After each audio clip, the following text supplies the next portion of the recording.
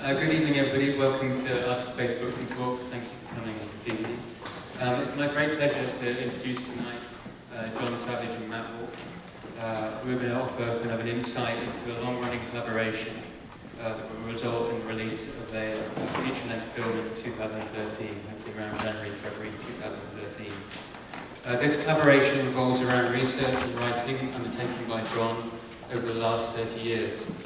Specifically addressing the creation of youth culture and the formation of the teenager as a descriptive term in the social demographic. This research led to a fantastic wide-ranging book that was published in 2007, which you'll find up front. And tonight's event will address some of the core concerns in John's research on how these have been made manifest and developed in Matt's film. So just to give you a brief biographical introduction to Matt and John.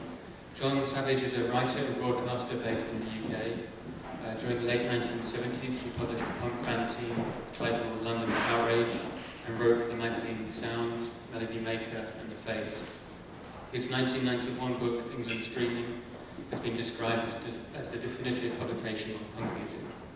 And he regularly writes on music and culture for publications such as The Observer and Mojo. Matt Wolf is a New York-based filmmaker and director of the award-winning documentary World Combinations on musician Mark Russell. Most recently, he made the film I Remember about the artist and poet Joe Grenard, and he was a 2010 Guggenheim Fellow. So I'm going to pass over to Matt now to start us off. Hi, thanks for coming.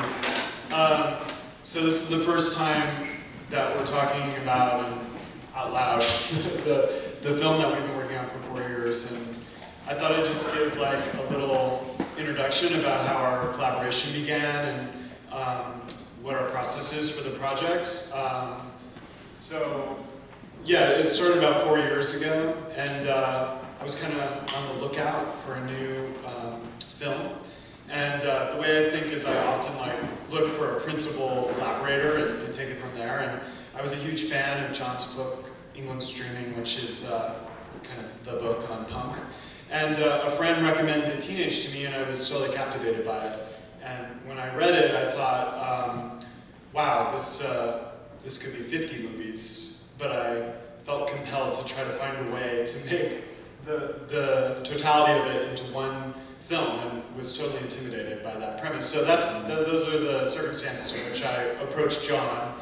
And he was into the idea, and basically we got some seed funding, and our first kind of order of business was just to see what kind of archival material was out there. So John's book and the film deals with the prehistory of the teenager, and our scope was dealing with material from the turn of the century up until the end of World War II. And we made a long list of topics and enlisted the help of researchers, some of whom are here, including Rosemary Rotundi and a German researcher named Fred Grimm. And they brought back lots of footage. And I went to John in Wales, where he's based, and we watched tens of hours of footage and started kind of just strategizing, how could we shape this material into a story? We wanted to make a film with a dramatic narrative that had a beginning, middle, and an end, that told a story about a period before there was such a thing as a teenager, and that introduced this notion of the second stage of life, and that ended with the arrival of a new kind of person that was called a teenager at the end of World War II. So we watched all this footage, and we kind of knew that there was like two paths for this project. We could make like your kind of conventionalized TV documentary in multiple parts with like, you know, historical narrators and experts and great archival footage, or we could try to make, you know, like an art film that invented a new vocabulary for that kind of stuff, and that matched the intellectual rigor with a unique style that spoke to the subject matter of teenagers. And that's the route we chose. So when we were in Wales, we just tried recording some voiceover of John, providing some narration that I was going to put into like a fundraising video, and we tried it out, and it just like wasn't working. It felt like the voice of the book, but it was too authoritative, and it was coming from the point of view of an adult. And John was like, well, let's try like these quotes from teenagers, or let's try this kind of emotional sentiment instead of a factual statement. And right away, it became clear that that worked. And so we decided to make a film which is story would be told through the point of view of teenagers, and that the majority of the dialogue that we would use would be culled from actual teenage diaries and written testimonies that John had uncovered in his research for the book. And that began our process of doing the same thing, getting in masses and masses of footage, strategizing how to shape the narrative, and pulling quotes and creating a script that now is comprised of the voice of American, British, and German young people, and that provides a kind of composite voice of youth from the period. So, you know, there's some other formal dimensions in the film that I'll talk about, including recreations that feature characters, but first I thought I would show just like a 3-minute tease from the film. I'm a little superstitious. The film is almost done, but not done. And I'm a little superstitious about showing something from the middle of it, so I'm just going to show the first 3.5 minutes of the film. You're going to watch what's basically a credit sequence with no credits. And keep in mind that the archival footage is still at a low resolution.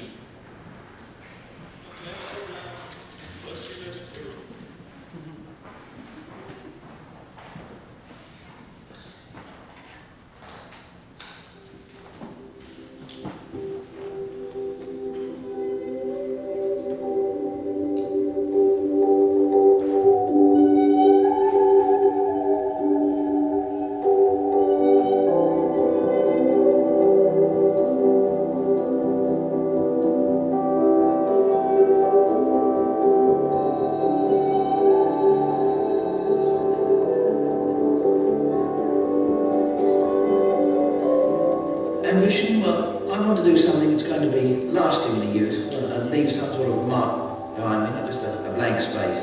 I think my ambition does be famous, but I'm not factual.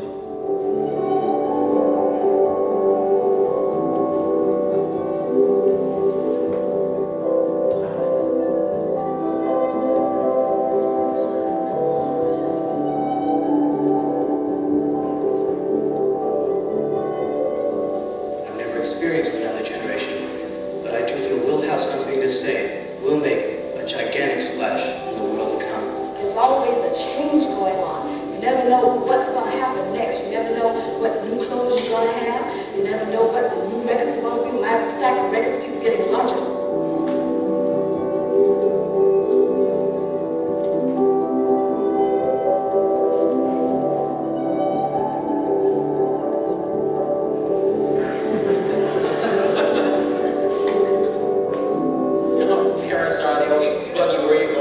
When you're getting home, who you went with, what time you're going to be back. Don't stay on the phone too long. Then you get your own car. You're free a little bit. But you're still holding on the rope.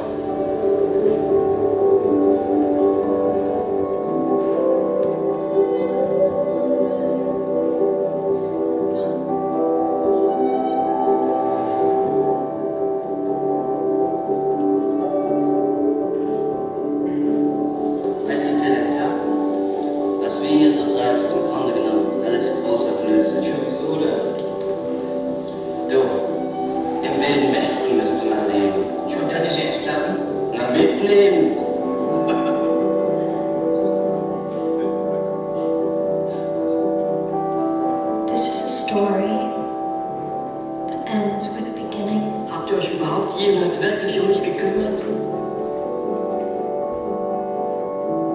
The invention of the teenager.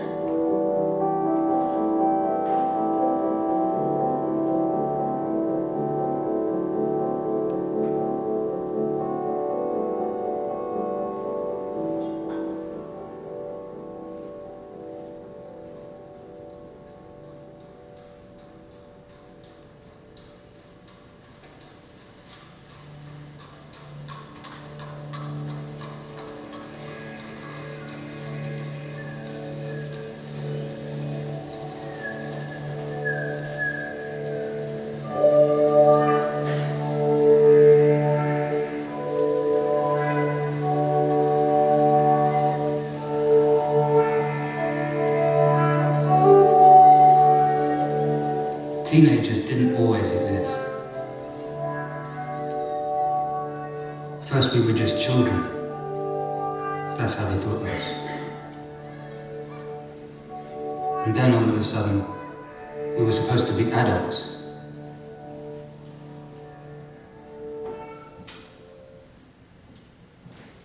So that's the beginning of the movie.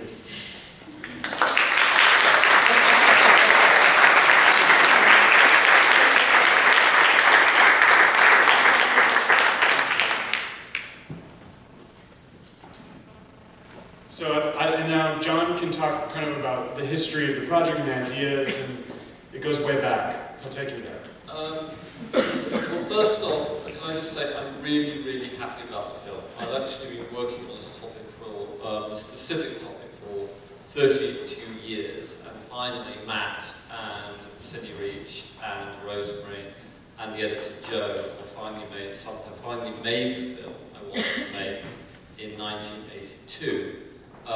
So that's pretty amazing for me, and so I'd just like to thank them all. This is, it has a very complex genesis. When I was 23 and coming out into the world in 1976, I went to see a punk, it wasn't a punk rock show actually, it was a show by a female group called the Runaways at the Roundhouse in North London. And there in the audience were a lot of, I now realise, were punk kids. And the clothes they wore were amazing. I'd never seen anything like it. I'd been out of town, I'd been studying out of town, I was training to be a lawyer. And I came back from London, and all I wanted to do was see the Sex Pistols. And the Sex Pistols weren't playing, so I went to see the Runaways, who were actually pretty good. Anyway, these kids in the audience, they wore 1950s jackets, 1960s ties, 1940s trousers, 1960s winkle picker shoes, with safety pins, with bits of writing on their clothes, and they were like a living collage. And they were a living collage of past youth cultures. And as punk went through its cycles, I realised a lot of this idea of past youth cultures came from Malcolm McLaren and Vivian Westwood's shop at 430 Kings Road, which was first called Let It Rock, selling Teddy Boy clothes, then it was called Too Fast to Live, Too Young to Die, selling zoot suits, and then Sex, selling rubber, and the very first kind of punk clothes, the square t-shirts and the anarchy shirts, and then Seditionaries in the late 76 started selling the bondage clothes. And this was fascinating to me. And after the first fury of punk was over, I started to research just my own fascination, past youth cultures, the history of youth culture.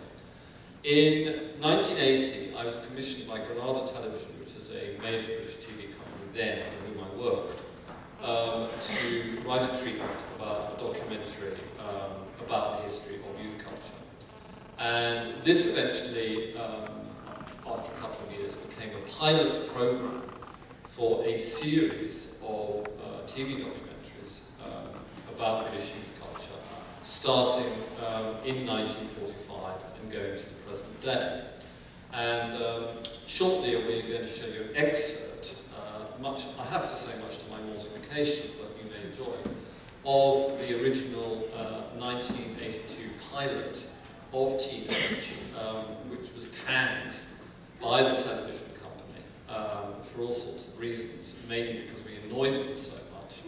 And I think we should show the clip. So this is the first version. This is the very primitive demo tape of Teenage from 1981-82. What they actually wanted, of course, was flash, excitement, trouble. That's what they got.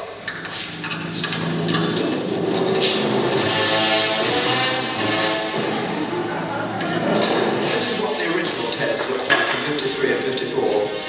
But it's time warp, because this lot are actually early Ted followers who've been reviving the style in the 1980s. This is the kind of thing the first Teds would have sparked off on. This ridiculous 1952 film, Kosh Boy, put over the Blue Lamp message, but directed at the kids themselves. And look at those captions.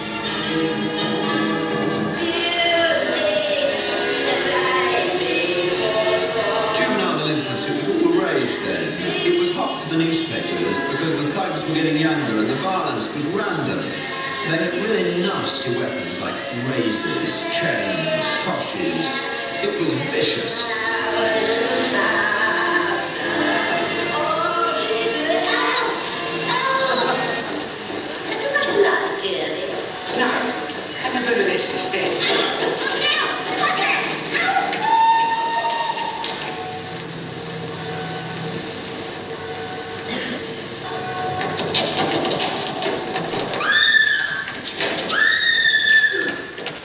What was happening to the kids, they said? I don't know. Whose fault is it? All right, what are you scared about? I'm scared. I wish you'd do the caution sometimes, Wolsey.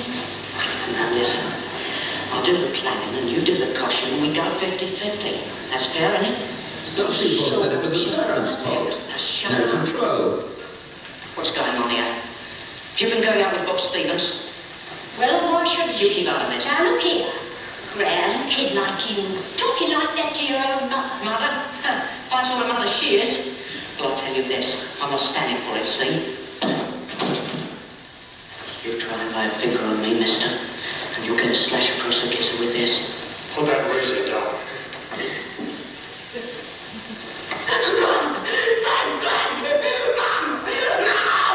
Get up. You've got the guts and all it'll take what's coming on you. I'm going to give you a thrashing you'll remember until the day you die. That was 1952. A year later, delinquency got a brand name. The Teddies arrived.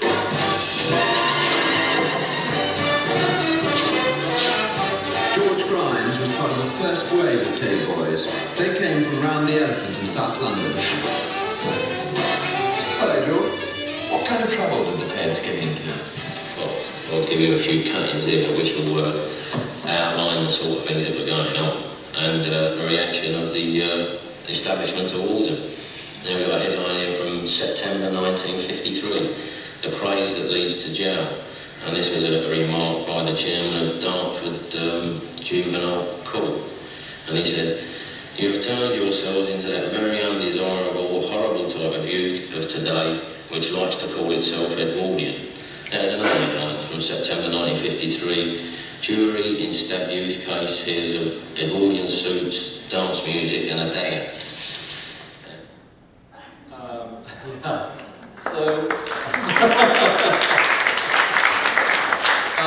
One of the ways in which we really annoyed the people in the television companies that we would audition kids. We actually had cages of all the different kinds of youth cultures, skinheads and hippies and mods and Teds. So we'd have about 20 kids in the reception area waiting to be auditioned, and they absolutely hated it because, of course, real life cannot enter television studios. What happened when the show got canned, which it did, what you saw there didn't have any post-production, so it's very basic, was that I was out in the wilderness for a long time, but I kept with the subject, and after I wrote the punk book, and after it was published in, that was 1981, punk book was published in 1991, and I thought, well, what am I going to do next? And a very good friend of mine said to me, sometimes in life, John, you just have to do the obvious. So I thought, okay, well, I'll do teenage. And in the meantime, I picked up a few things. I read about this German youth group called Wondervogel.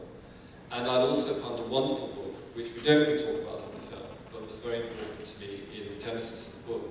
A wonderful book by an American psychologist called Stanley Hall, who in 1904 wrote a 1,500-page, 2-volume book called Adolescence, which was the first time that this stage of life was codified by age, i.e. between 13 and 24, and was also given a name. So that was the first time there was a really organised codification of a second stage of life.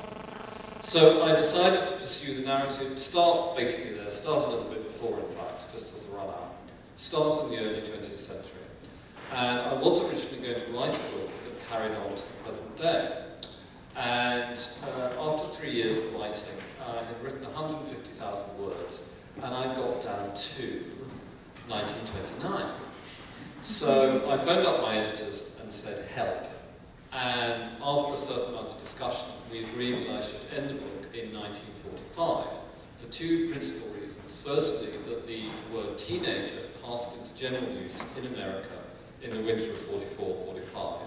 And also, obviously, in 1945, you have the end of the Second World War, and in particular, the dropping of the two atom bombs, which it's my belief profoundly changed the world.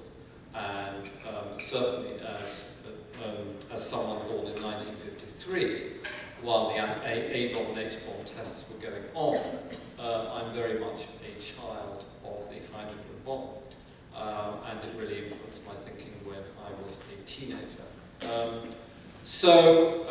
Eventually, it was decided to finish the book in 1945, which made the book a prequel to what we customarily understand as the beginning of teenage. We usually think of the beginning of teenage culture as 1954-55, Elvis, James Dean, etc. But in fact, there's an enormous amount of detail before then. And basically in the book, which Matt is going to pick up on, and in the film, the book is basically, on one level, the story of the interaction, the story of American culture. It's a story that begins in America, which is why I'm so excited that I have an American director and the film has been made in America, because that's as it should be.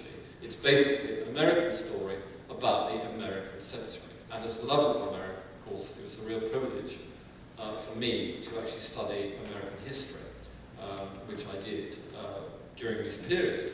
But also, one of the main features in the book is that there's a dialectic between this stage of life having been created, of youth trying to live life on their own terms and to define what it is to be young, and adults, parents, governments, trying to tell the youth what to do and trying to organise them and control them, and in certain cases, regiment and militarise them.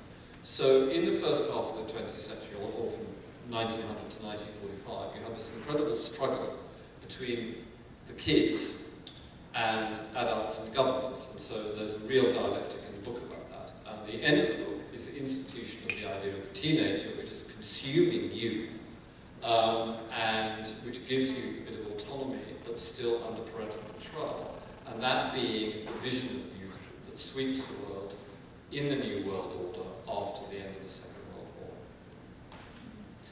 So, yeah, I was picking up on that notion of a prehistory, and I wanted to make a film that was about, more or less the invention of the teenager. And John's book is very dense, and it deals with material before the turn of the century in 1845.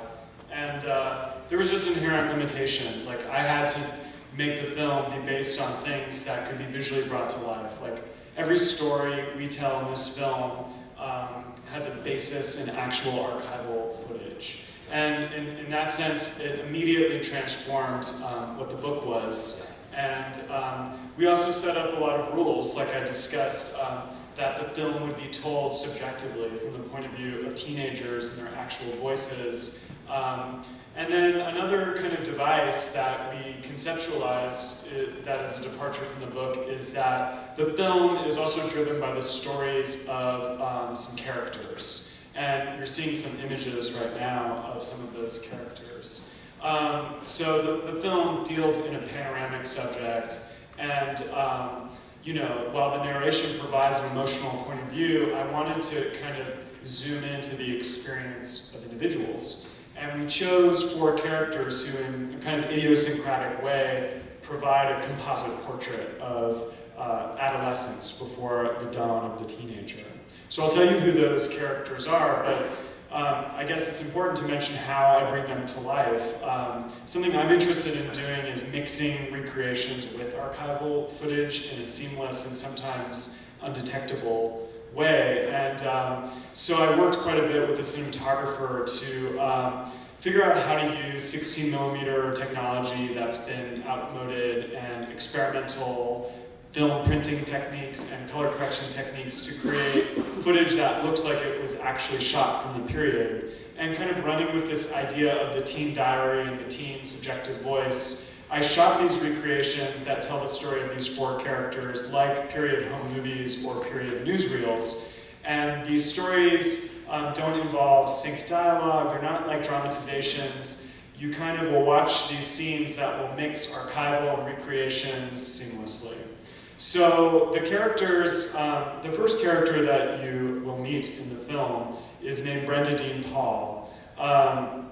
She was one of the Bright Young People, which was a flamboyant British upper-class party culture. They had notorious freak parties. And Brenda was a teenage drug addict, and she made the headlines for her bad habits of partying. And she's like a Lindsay Lohan of the 20s. Then the next character who we deal with is Melita Mashman. Later and all these characters, by the way, are real people. Melita wrote an incredible book later in her life called Account Rendered, which, I'll keep flipping back to her. She, which kind of tracks how she became allured into fascism. And we trace her story from the origins of her joining the Hitler Youth, where she starts as a kind of idealistic rebel who's rebelling against her parents' generation, and follow her to the point where she's indoctrinated into the Nazi Party, and then trace her to the end of World War II, where she has to reckon with her sense of betrayal about the evil things that have been done. The third character is someone named Tommy Scheel. This is Tommy. He was one of the Hamburg Swing. The Hamburg Swing were kids in Germany during the Nazi regime who imported American swing records and British Anglophile fashion and had underground swing parties. And they kind of were like proto-punks, and they used their kind of sartorial rebellion to make kind of a bold and unexpected political statement against the regime. And the kind of, the political partying that they did was, they faced violent consequences from the regime. So we tell his story. And the final character, and by the way, this is part of these are real Bright Young People. And then, these are Wondervogel. This is an actual German swing kid. It's a picture from a Gestapo document that was unclassified that called all swing kids race defilers, homosexuals, and fornicators. And then our final character is Warren Wall, who was an African-American Boy Scout from the 1940s. And John found his story in an anthropological study called Negro Youth at the Crossroads that was a lengthy interview with Warren. And from our archival research, there's just like extremely limited visual material on the African-American experience in America during this period. And Warren, unlike the other characters, is just kind of like an everyday kid, and he's struggling to advance in society, and he wants to do good by his country and his family, but he's held back by racism, which was only amplified during the war. So that gives you kind of that is like something that helped us make this film have a kind of more dramatic structure and to kind of zoom in and out from the experience of individual youth and the broader experience of the kind of youth before World War II. I mean, I think it's very important that when I was writing the book, and also when we were reviewing the archive of the film, is that all the material, I mean, almost all the stuff that's written about youth, and all the stuff that you see about youth, is from the adult's point of view. So if you're going to have that dialectic, you have to include material that actually takes you there, that actually makes you feel what it is to be a teenager. And so in the book, I use lots of diaries, and obviously in the film, you can't really do that. So the subjective recreation approach really works together with almost all the quotes are, we probably wrote, I would say, probably 25% of new material, and all the rest was actual material taken from diaries or statements written by actual youth at the time. So that's very, very important for us to include. Because otherwise, again, it's all adults talking about youth, which is not what we want to do. Yeah, like John was saying in the book, the film revolves around this conflict between adults trying to control youth because they represent the future, and young people trying to reinvent the world on their own terms. And we were trying to find a formal way to create that tension in voice. And so you have the voice of young people that's expressed in this narration that's conflicting and creating tension with the voices of adults, which comes across in actual archival material in the voiceovers of adults in newsreels. And you know, also when John told me about this premise of living collage, the whole kind of reconstituting youth cultures from the past and claiming it as something new from punk early on, and that was a big inspiration for me in terms of developing the style of the film. Is like, how could the film take on a style of living collage? And the use of recreations and the mixture of archival footage and the role of music in the film, they all kind of are trying to play with this formal notion of a living collage.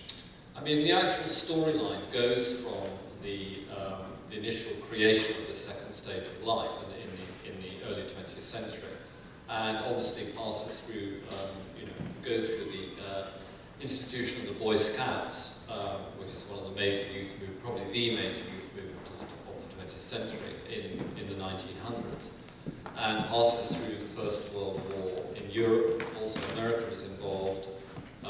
The involvement of America in the war in 1917 meant that for the first time Europeans were exposed to living Americans and also to a greater extent to American culture.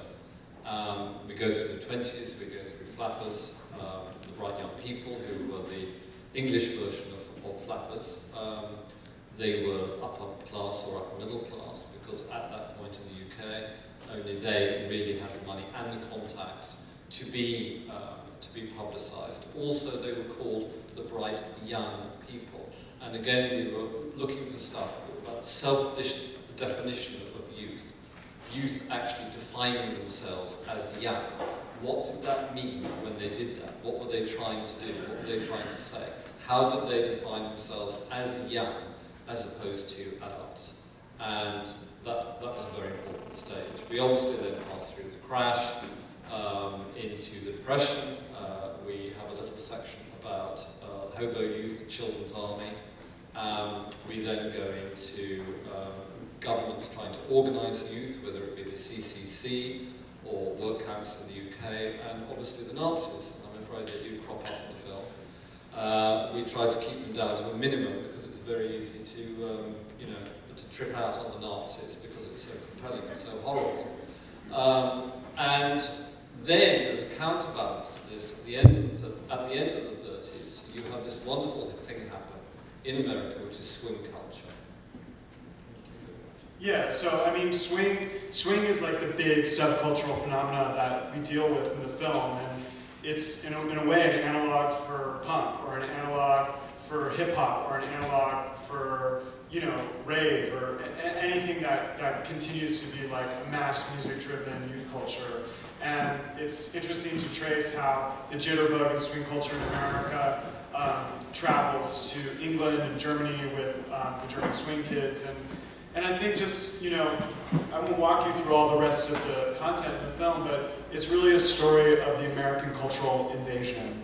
And it's simultaneously a story about the rise of consumerism amongst youth, because the teenager was crystallized as a democratic consumer, and it represented the kind of spread of American culture that would run rampant after the end of World War II.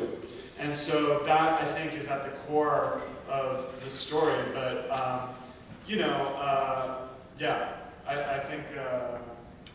Well, I mean, it's very interesting. I mean, one of the great things about this project to me is that I'm now 59, and it's very exciting for me to work with younger people, and that's not being patronising, because it actually is really fantastic. I've just done a book with my friend Johan Kugelberg called Punk Anesthetic, and Johan is younger than me by 12 years, and his enthusiasm and also his different perspective meant that I could see the subject with which I was very familiar in a different way. And obviously, having spent 7 years in a room writing the bloody book, it was great to have Matt, who is 29 years younger than me, to work with, because he had the energy and he had the fresh perspective, and I had to explain all my ideas again to him. And in explaining those ideas to somebody who has a different perspective from a different continent, I was able to renew my interest in the subject and also to make it come alive again. And at the end of the book, there was a kind of disguised polemic in that I was finishing the book, and this goes into something I know Matt wants to talk about in a minute, about the politics of the film. But I was finishing the book in 2006, 2007, and during the Iraq War. And that for me was, I was just thinking during that time about the nature of geopolitics and about the nature of the American, I mean, you know, the English like to think it's Anglo-American. It's not. It's the American world order that occurred after the Second World War, under which we are really still living. So that was then 60 years ago, and it's under a new world order under which I've lived all my life. And I was thinking about that and whether or not it's passing. And I was also thinking about the various definitions of youth that occur in the teenage book. So it's not just consuming youth, it's also regimented youth, militaristic youth, back to nature youth, all of these different definitions of youth. And what is going to happen if and when consumerism becomes unsustainable? How are people going to spend their time? What are the kids of the future going to do? Maybe they won't be able to shop. What are they going to do if they can't shop, etc. So all these thoughts were going through my mind at the end of the book. And Matt, in particular, was very enthusiastic about injecting some kind of politics into it, or some kind of thought about this, because there are obviously two ways of viewing it. When I was reading Stanley Hall's papers, and to me Stanley Hall was a great American. He was a psychologist who was 60 when he wrote the book Adolescence. He was the first person ever to bring Jung and Freud over to the States in 1907. And after his death, people in the early 20s, people wrote about him, and they said, well, you know, you're either a romantic or a classicist, and in the nature of regarding this topic. And I'm a romantic, which is that I believe that young people very much have the ability to orient themselves within the world that they find themselves in. I remember when I was 20, 21, I came out into a major depression in the UK, probably the worst depression since the Second World War. And I didn't even really think about it, I just got on with it. And I think that's what a lot of young people do, and I think that's great, because they are hardwired to deal with the present and the future. They are thinking about the future. If they're not happy with the present, the world that the adults have made, they're going to do something about it. They're more spirited. But of course, there's also a dialectic between those kind of youth, and the great majority of conservative youth who are just happy with the way things are. So I think our film tends to, because it's the nature of our personalities and our temperaments, our film tends to deal with the smaller, cutting-edge view type of youth. Yeah, I think that's the kind of teenager that I was, and while making the film, you know, my goal always was to make this film not have an academic quality to it, to veer away from that multi-part Ken Burns TV series and to bring an emotional intensity to it. Naturally, the way that I discovered that was by reflecting on my own adolescence. And as a teenager, I was actually really politicized and felt very radical in my gay politics at the time. And I didn't know that I was setting out to make a film that was political when I started, but as I started to deal with the material, I realized how political the film was, and I tapped into that emotional space by reflecting on my own personal history. And yeah, I think this idea that we started to realize is that there's this notion, I think, amongst adults and older people that teenage rebellion or angst is some sort of emotional rite of passage. But that I think this history proves that that's not actually true. That there is something deep and substantive about those urges and impulses, and that they actually lead toward real forms of change. And it stems from this notion of the future. And there's a lot of rhetoric and ideas about the future in our film and John's book. And It's just quite literally, young people are focused on the future because they're the generation that will inherit it or live in it. And it's for that reason that they are determined at times, the most creative and renegade young people are determined to reimagine the future and to not accept the one that they're inheriting. And I think, you know, I want this film to be about that urge and to recognize that that passage of teenage rebellion is something that is universally turbulent for all of us, but that again and again and again it repeats itself in cycles, and that young people are at the center of a real substantive form of social and cultural and political change. So while this film deals in pop culture and notions of subculture, it also deals in a kind of politics that I never expected to go into. I think that it's valid also in the treatment of the subject because to adults, teenagers symbolize the future because in fact they are the future. And in fact, one of the slogans that Johan and I did an exhibition in London around the punk book, and the slogan for the exhibition was this fabulous picture of a LA punk called John Denny from the Weirdos. And the slogan was, someday all the adults will die. And, you know, that's what teenagers kind of think. And they're right, because we will die before. And I think it's very important to have that idea of futurity. One of the most extraordinary stories in the whole film to me is the story of the Hamburg Swings, which is only one of two. There was another, in the chapter of the book, there's another adjunct to it, which is the story of the Zazoo in Paris. And we couldn't illustrate it because there is literally no footage of the Zazoo and probably just one photo of the Zazoo. We haven't been able, we just couldn't do. Okay, we couldn't find it, and we couldn't illustrate it visually, which of course is our starting point. And what they did, they actually lived a lifestyle that we would now consider to be teenage. They listened to records, they wore kind of outlandish clothes, they had their own parties, they used to smash things up, they used to do all these things. But because they were living in occupied Paris under the Nazis, because the Hamburg Swings were living in the Nazi regime, they were actually totally clogged. In Paris, the Zazoo were set upon by fascist gangs, had their hair chopped off, and they were sent to labour camps.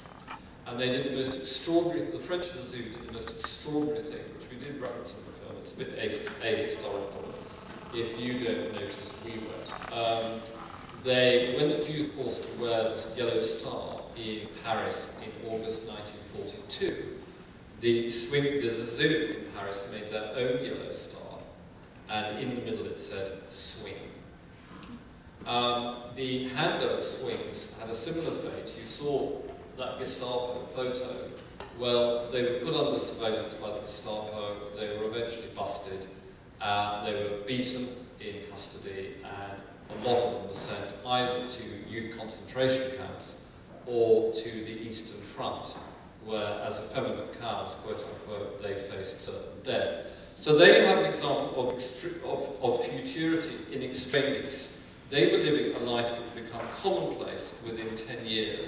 Because of the time in which they lived, they were severely punished and killed.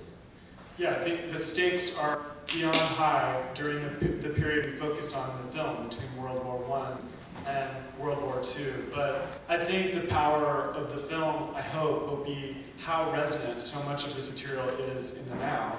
And I think, you know, as especially given that we're in a recession or depression, whatever you call it now, it's so much of this film is about what happens to youth in the context of the Great Crash. And I think, yeah, I think it's very uncanny to reflect on how certain patterns in this history repeat themselves. Richard, do you have?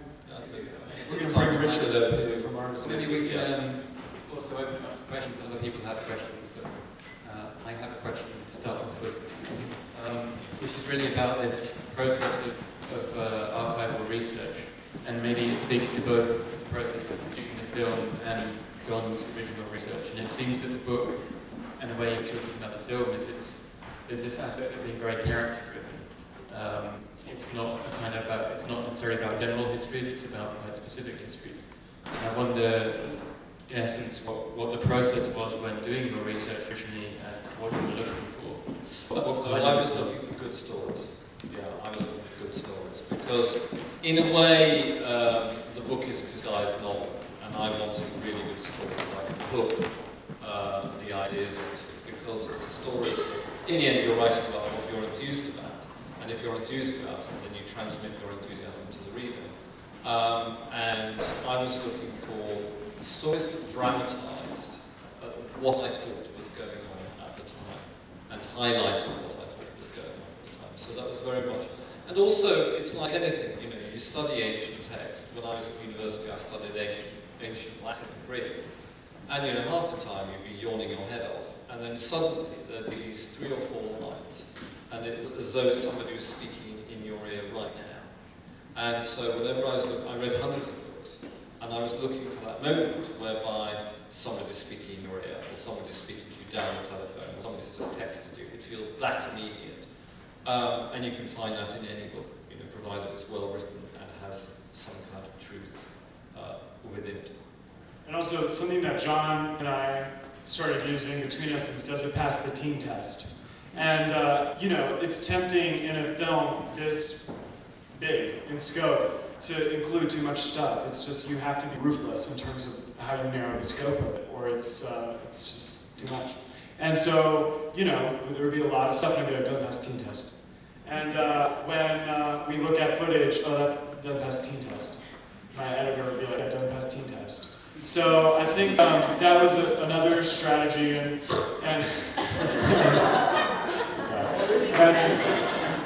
the teen test, is it a teenager? Is that kid in that clip a teenager? Is this story about youth, or is it a story about general history?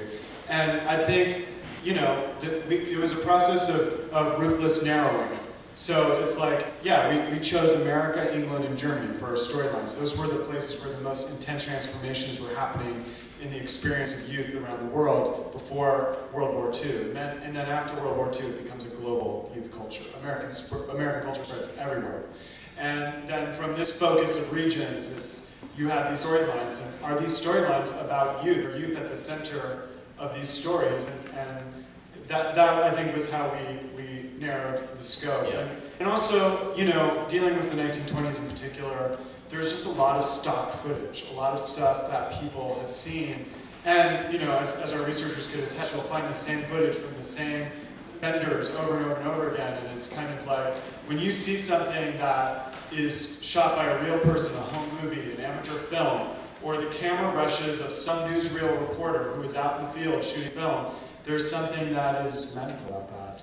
And you get an eye to weed out what is stock footage. And I'd like to think that our film is comprised completely of non-stock footage. And I imagine that there's a lot of material that's frankly never been seen before. And I think that was always a goal, is to be groundbreaking in terms of the visual research, and to be rigorous in terms of never dwelling in the kind of roaring 20s cliches, or the kind of swing jamboree cliches, and to find something that felt true and subjective.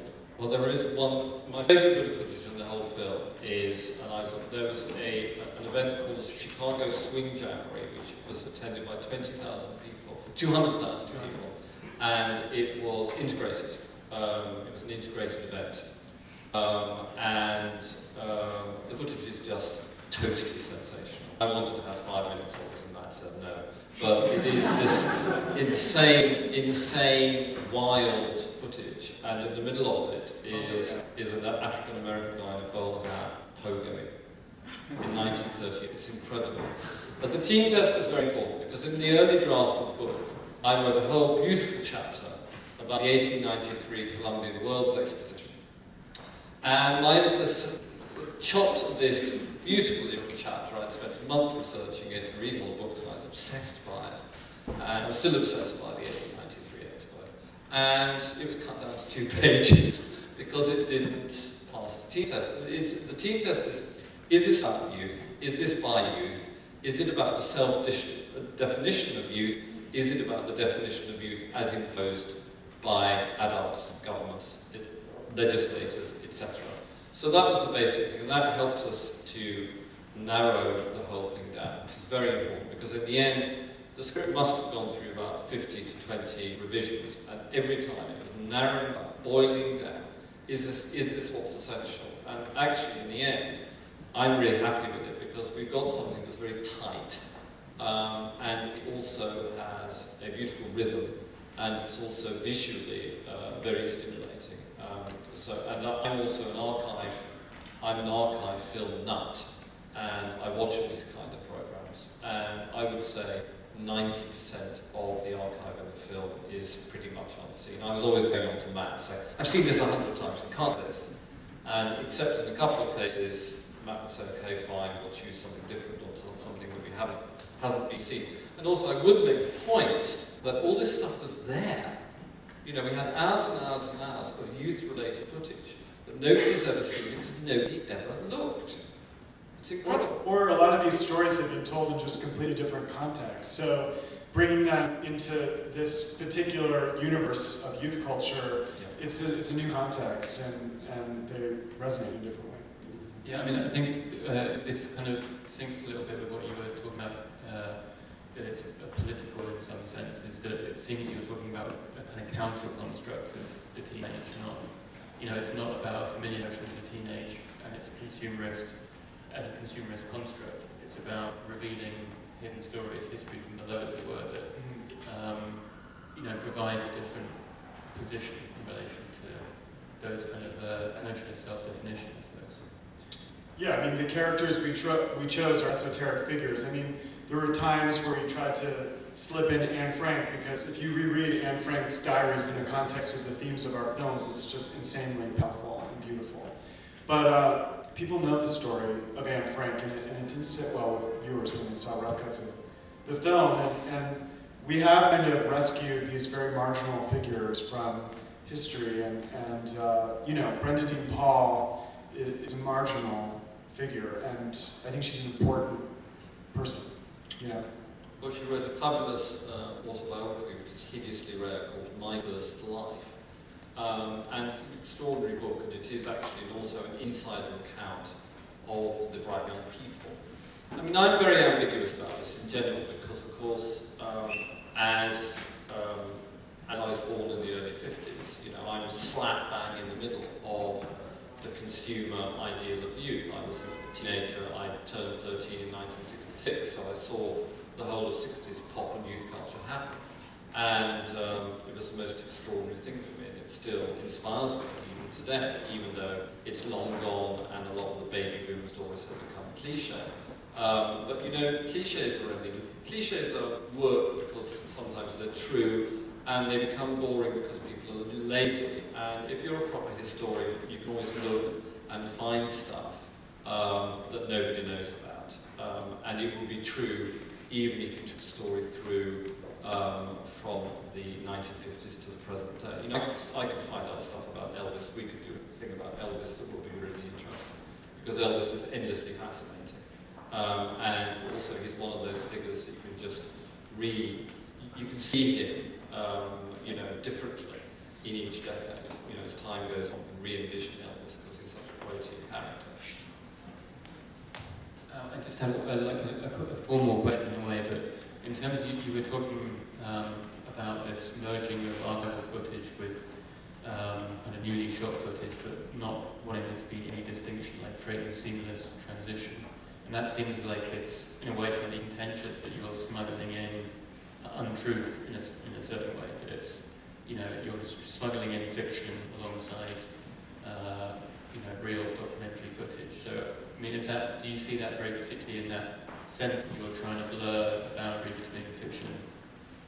I don't really care. I see it just as filmmaking resources and storytelling strategies. And my goal is to dramatize the material. This is where it departs from your Ken Burns film. I love Ken Burns films, but this is a departure from that. And I think the device is self-evident to a critical viewer, and I think a more passive viewer won't know that it's recreated. I mean, that's a goal. That ambiguity should be successful if the footage looks the way I intended. And I think that if you want to have a story that has characters and you want to intensify the emotional experience, there is no footage of Brenda Dean Paul. There is no footage of an African American teenager from the 1940s because they were excluded from the official record. So I have found, Rosemary Rotundi has found every existing clip of African American youth from the 1940s, and I need to augment that to tell an important story that's otherwise excluded from the official record. And so to me, it's like, how could I hold back from using the tools I have as a filmmaker from making that possible? How could I hold back from dramatizing a story that is incredibly potent and dramatic? And in terms of recreations, like I find that the trend now with a lot of documentaries and blurred recreations, they tend to be very slick. And I'm more interested in really grimy kind of recreations that are shot with amateur production value, although the amateur production value we use took a lot of work. That challenge allows me to actually trace the footsteps of these marginal figures from history, to literally be in the living room where the German Hamburg swing kids are having their underground party, to literally be sitting in Brenda Dean Paul's bedroom. That's the exciting, fun part for me is two things. Seeing this archival footage, I saw this the most exciting, he likes the Chicago Swing Jamboree. This vendor in Munich named Frank Bull gave us these color home movies, German swing kids. It's like, this is rare shit. Like, those kids would go virtually to a concentration camp, and they're wearing British Anglophile clothes. They're conducting and dancing and flirting and making out. German kids at that time weren't even supposed to be, genders were supposed to be segregated. That is rare shit. That is a treasure. That's how I feel. And then I have the opportunity to make some of my own. And creatively, that's what I'm interested in doing. It's not dramatizing in a, historically accurate recreation of objects on a table, but to bring alive a real physical space, to retrace those footsteps and to make a movie with the tools that they had at that time. All I'd like to say is that I really like Blur. I really like it. What is fact and what is fiction? This is in a way, you're making fiction out of fact. Anyway, that's kind of what I did in the book. It is all these things. It's called non-fiction, but it's also disguised autobiography. It also is fictive. I like Blur boundaries if it's at all possible, and that's the pop culture that I grew up with was one that blurred boundaries. I mean, it does make a lot of sense, and Matt, you said this to me when we first met, that there's a tension between, the sense of subjectivity and the construct, the teenager embodies that kind of sexuality, and I think that's, sits within the formal decision. Yeah, there's an element of this in this film. And also, there's a lot of work and a lot of, quite apart from the work I did, the reading I did over 7 years, I was edited by 2 extremely rigorous editors. So the book actually went through 2 or 3 bouts of major surgery and also actual, fact-checking, and all that kind of stuff. So it's not as though we're playing fast and loose with history. I'm always fanatical whenever I do a film. I'm fanatical. I'm the guy that says, this happened, then that happened, then that happened, then that happened. And I'm really pleased that Matt has been able to take that on board, because to me, narrative, coherent and strong narrative is incredibly important in a film. Otherwise, you kind of get into the loops and the whole thing doesn't flow. If something's a loop, why should you bother watching it on the first couple of loops? You've got to keep people's interest and narrative going throughout the whole 78, 90 minutes. And also, something I'll say is, I think conventional wisdom now is that non-linear is the artistic choice. But through John, I think I've grown to appreciate the notion of chronology as being not a radical strategy, but just as alternative artistic strategy. People think chronology is conservative. And I think that chronology is really compelling. It's this happened, and this happened, and this happened. There's a kind of rhythm to chronology that gets kind of second fiddle to the kind of experimentation of nonlinearity. And with this film, there's a lot of creative constructions of chronology, but John kept me pretty honest in that regard. So maybe we can open it up to any questions from the floor at this stage. Do you have any questions? There's always a silence. There's always a pause. And Yeah, it's someone always has a pause. We could talk more if not.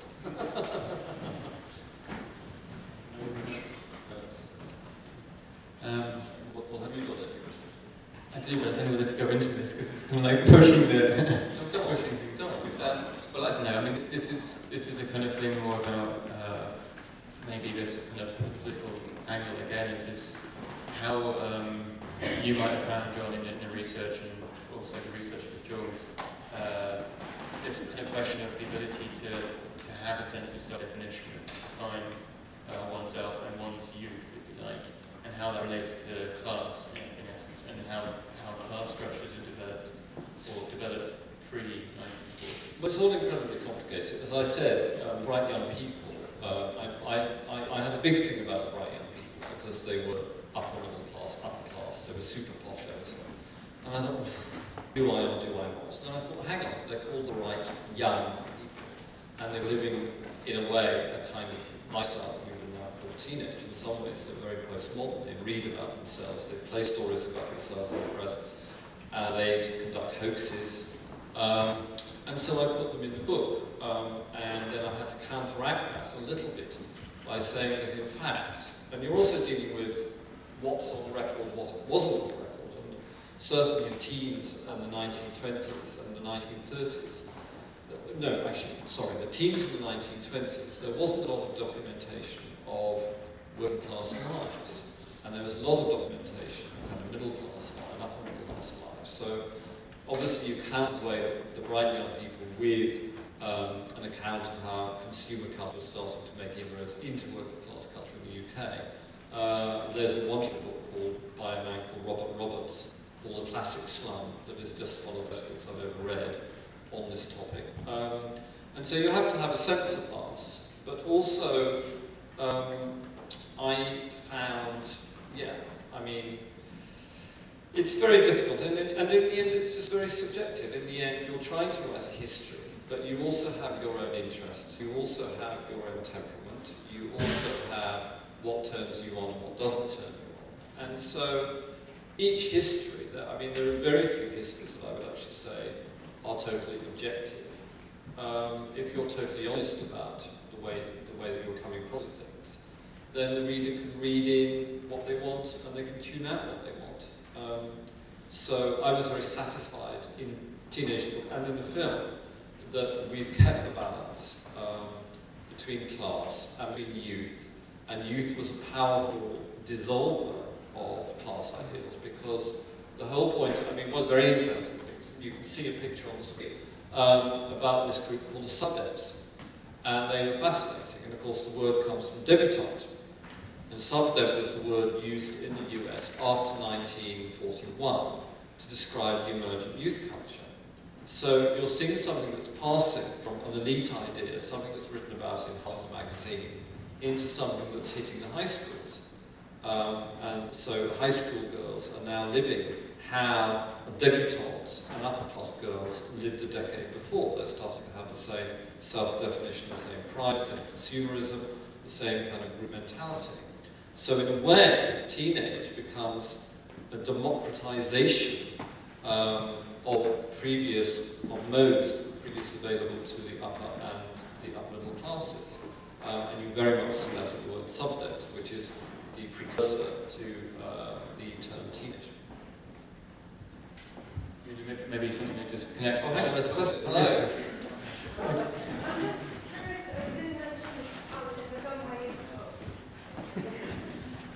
I'm just curious, you didn't mention how you might deal in the film with sex and sexuality.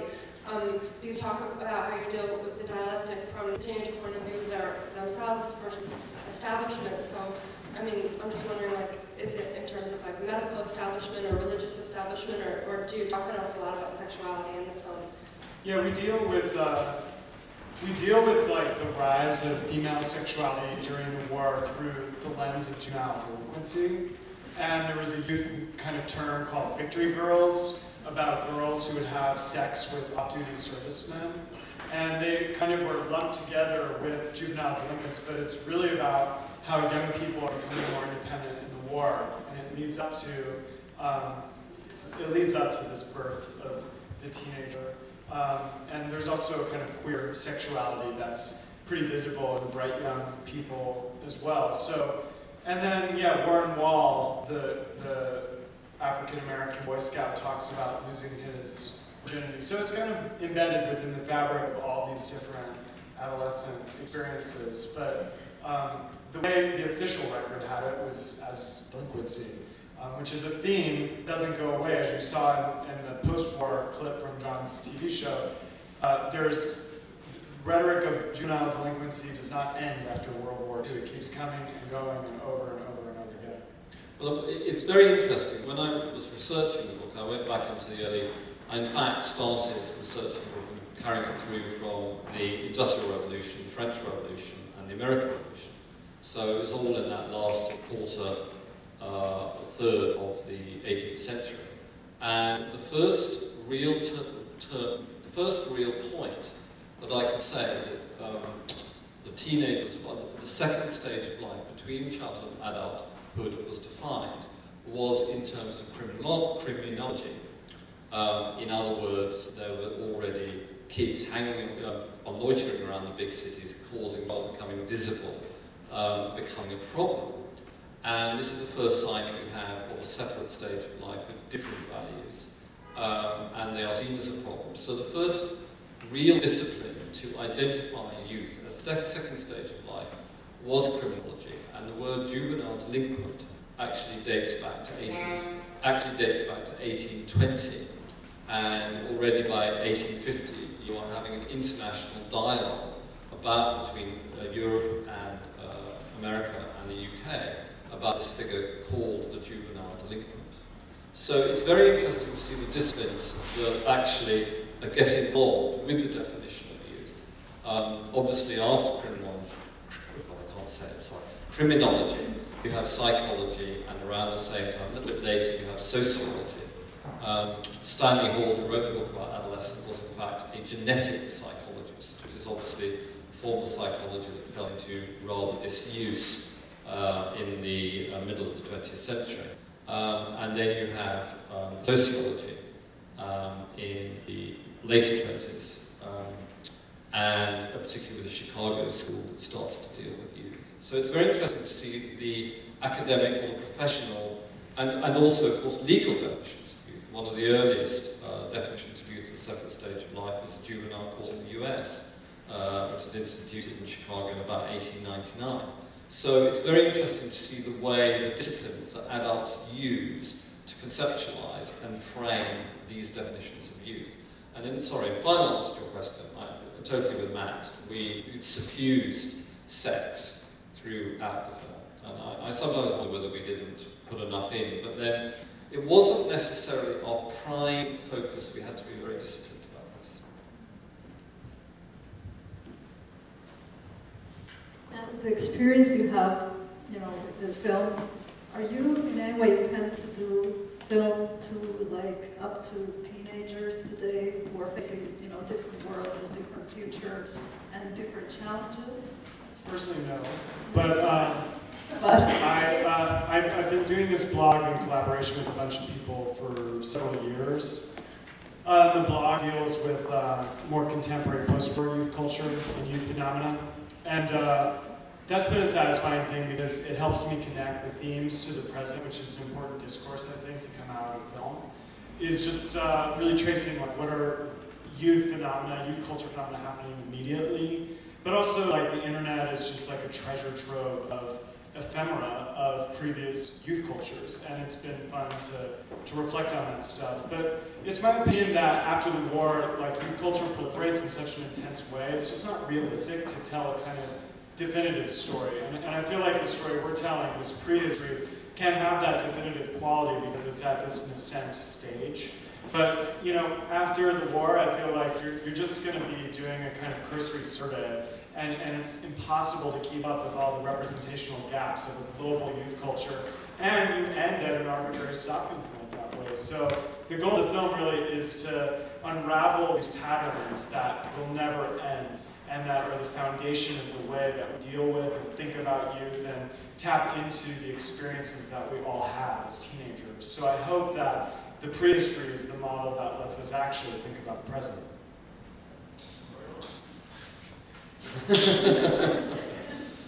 But can I just, maybe it's something connected to that, and John, you were talking about your experience of punks in the 70s and the cycling back through previous youth culture and kind of binding that into fashion and a movement, if you like. But does that kind of notion of reflexivity of youth culture, its kind of self-awareness that perhaps wasn't there to such an extent before, does that completely change its notion of youth culture in general, in the kind of it starts to eat itself in some way?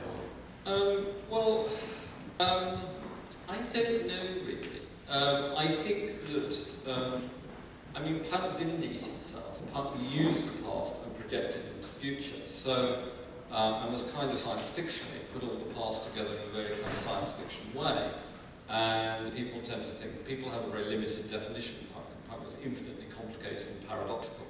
But at the same time as it harked back into the past, it projected violently into the future. So it had a very strong science fiction element to it. So I think it's perfectly possible. I think that we get obsessed with the kind of maze and we get obsessed by the Hall of Mirrors. But if you've got something to say, and if you say it, and if other people agree, that's something pretty powerful. It's a pretty good starting point. So the basic human, I think partly the idea of the Hall of Mirrors is a kind of pacifying construct. So I'm a great believer that people can make a common culture and can and should project, particularly young people, should project into the future because that's where they're going to be living.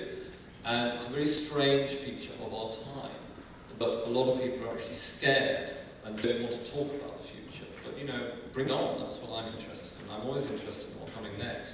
I was when I was a kid, and I am now. It's never going to change.